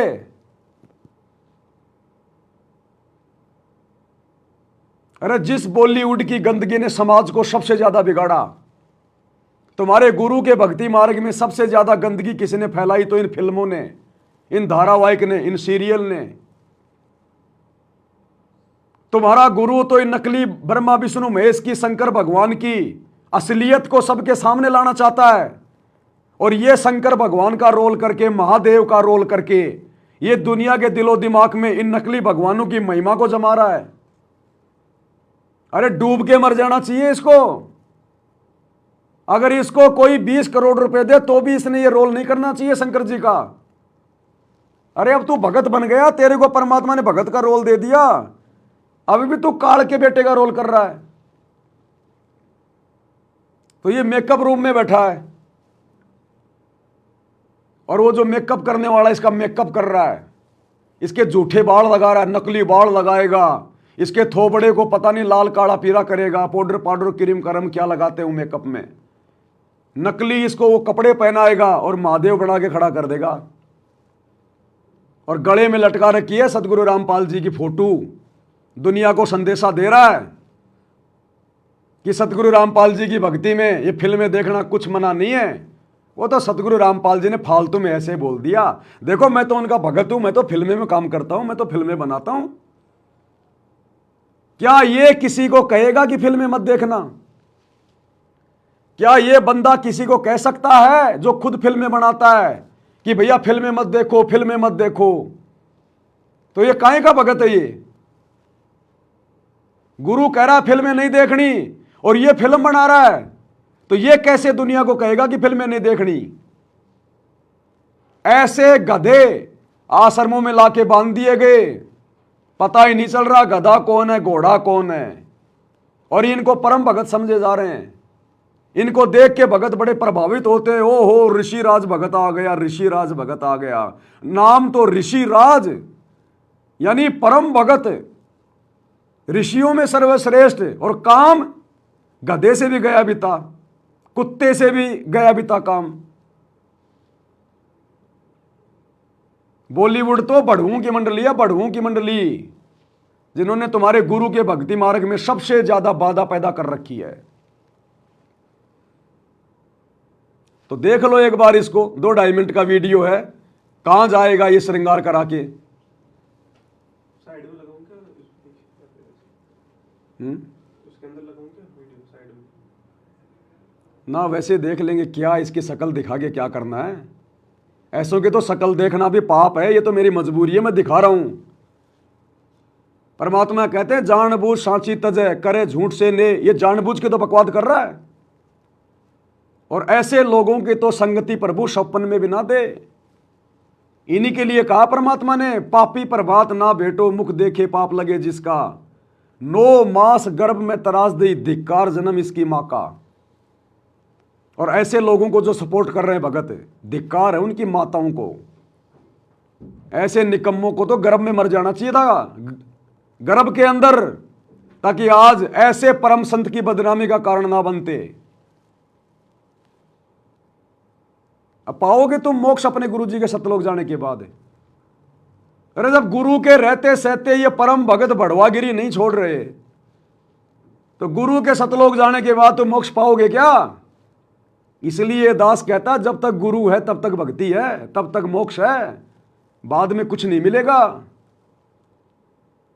तो देख लो, इसका मेकअप करवा रहा है नंगा होके, किसको दिखा रहा है ये अपनी छाती? ये गुंडे मवाली लोग घूमते हैं ऐसे। ये गुंडे मवालियों को भी शर्म है, वो कम से कम जो है मतलब की बनियान तो पहनते हैं। इसको शर्म नहीं आई कि तू वीडियो बनाएगा फिर तू संगत में डालेगा, संगत क्या सोचेगी? लेकिन शर्म नाम की चीज है ही नहीं, क्योंकि बॉलीवुड वालों को अगर शर्म आ गई तो फिर तो पूरा देश ना सुधर जाएगा। तो भड़वों को शर्म थोड़ी होती है। देख लो ये क्या मेकअप करवा रहा है और क्या बनेगा ये। और भगत है, तुम्हारा गुरु भाई है, ऐसा वैसा मत समझना इसको। तुम्हारा गुरु भाई है, ऋषिराज एक्टर। कई भगत तो इसीलिए इसकी चापलूसी करते हैं कि मेरे को भी छोटा मोटा कोई फिल्मों में कोई चपड़ासी का रोल मिल जाएगा। देख लो अपने भगत भाई को एक बार।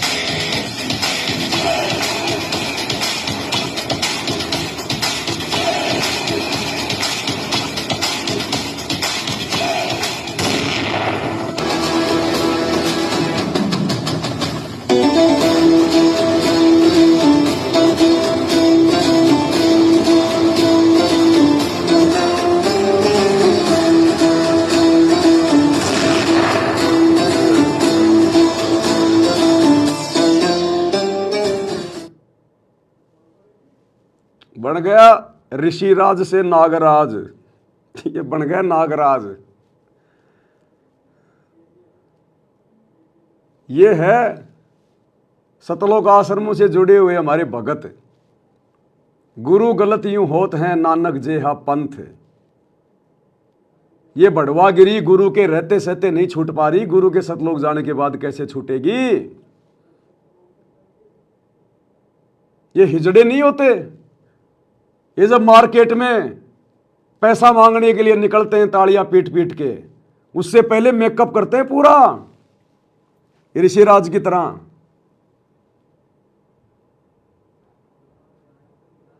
ये है वो गंदगी, बॉलीवुड की गंदगी। अब ये बन गया, देखो अब कौन से एंगल से तुम्हारे को ये भगत नजर आ रही है। दुनिया भर का नकली आभूषण, दुनिया भर की नकली पोशाक, नकली बाल, नकली मेकअप, क्या है ये? अरे इस वीडियो को जब हमारी सतलोक आश्रमों से जुड़ी हुई माता बहनें देखेंगी तो वो कैसे छोड़ेंगी ब्यूटी पार्लर में जाना, आईब्रो बनवाना, मेकअप करना, सोने चांदी पहनना। वो कहेंगे अभी तो हमारे भगत भाई नहीं छोड़ रहे। जब हमारा गुरु भाई बढ़वागिरी नहीं छोड़ रहा तो हम बढ़वागिरी क्यों छोड़ें? हम भी तो उसी गुरु की चेली हैं। भक्ति विधान ये कहता है कि ऐसे भड़ुओं को,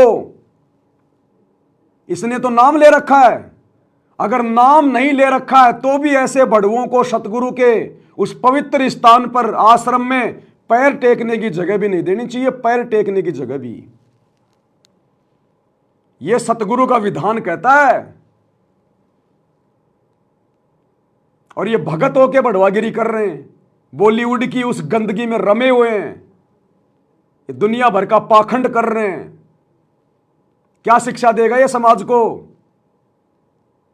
अन्य लोगों को जब पता चलेगा कि ये सतगुरु रामपाल जी का भगत है, वो कैसे मर्यादा निभाएंगे? कैसे उनमें संघर्ष करने की वो प्रेरणा जागृत होगी? इसलिए तो बेड़ा गर्क हो रखा है, बेड़ा गर्क, 90% संगत का बेड़ा गर्क। इसलिए दास कहता है ये जितने भी आश्रम हैं ये काल की कैद है, काल की कैद। और एक भी भगत मर्यादा में नहीं है, एक भी भगत। जबकि आश्रम संचालकों को चाहिए कि ऐसे निकम्मों को आश्रम में एंट्री भी नहीं होनी चाहिए, जबकि इनका तो स्वागत किया जाता है, स्वागत। तो ये आश्रम है क्या? ये तुम्हारे गुरु ने खुलवाए हैं क्या? ये है मनमाना आचरण।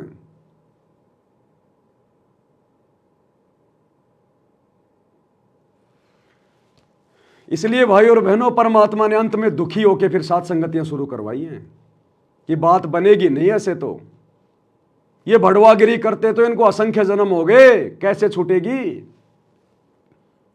तब परमात्मा ने सात संगति शुरू करवाई है।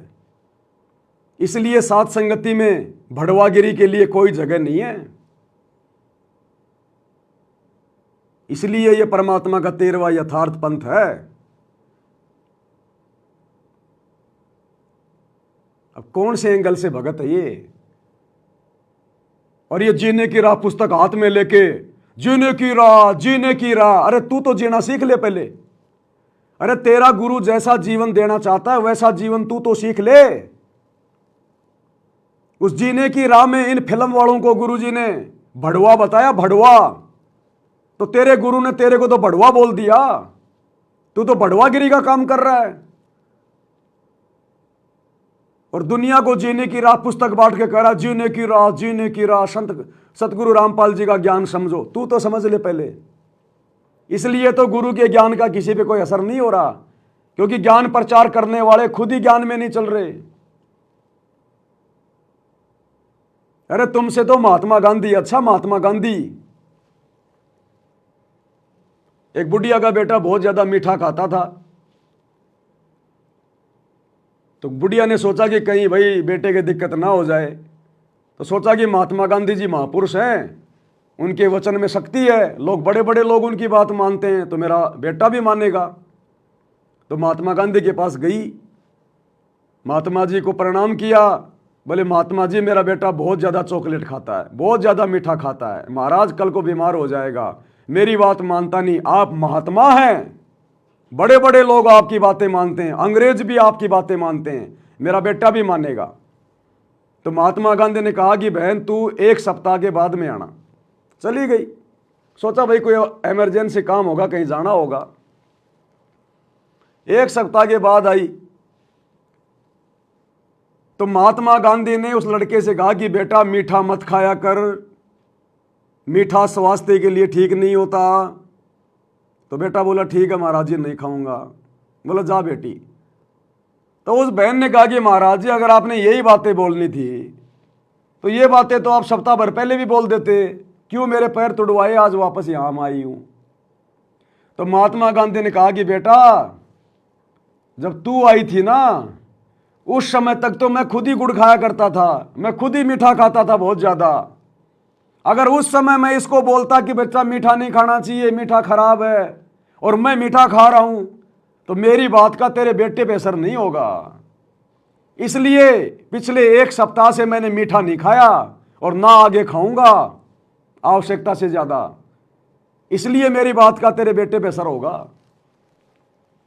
तो बताओ ये बॉलीवुड के ये बढ़वा इसलिए गए। लाइव चल गया। वो कर दूं।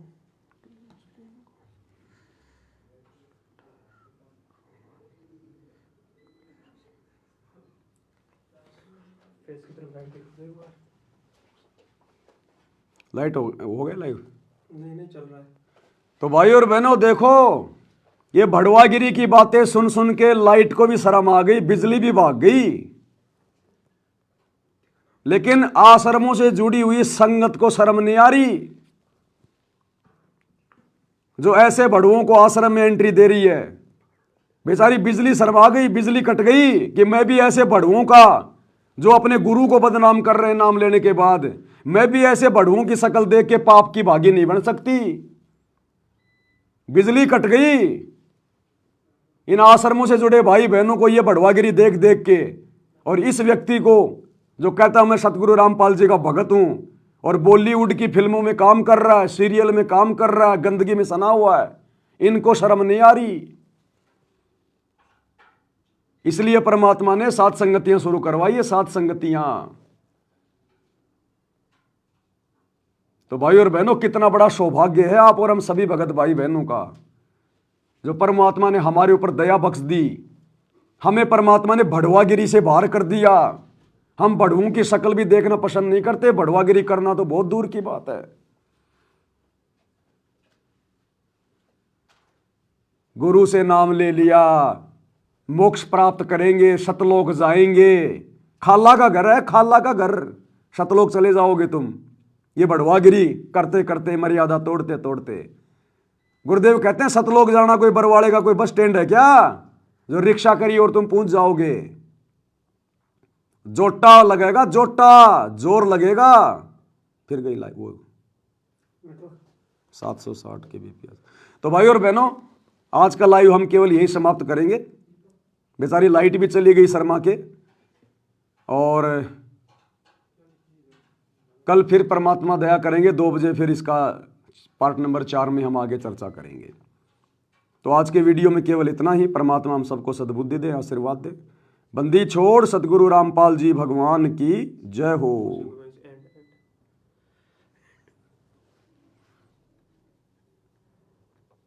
नहीं लगाया था।